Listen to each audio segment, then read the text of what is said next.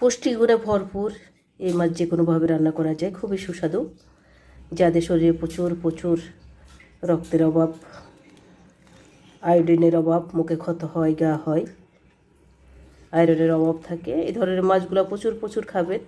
খালি ওষুধ খেলে তো হবে না, ওষুধের পাশাপাশি এই ধরনের সামুদ্রিক মাছগুলো খাবেন। সামুদ্রিক মাছের মধ্যে প্রচুর পুষ্টি আছে।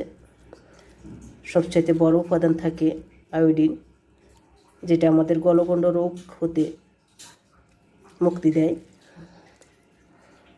এই মাছটা খুবই প্রিয়, আপনি ভাজি করে খেতে পারেন, পাতুরি করে খেতে পারেন। খুবই সুস্বাদু লোভনীয় মাছ, খুব মজাদার, পুষ্টিগুণে ভরপুর। এই মাছকে আপনারা কী মাছ বলেন জানি না, আমরা হলুয়া মাছ বলি। কোন দেশে কী ভাষায় এই মাছকে বলে প্লিজ কমেন্টে জানাবেন।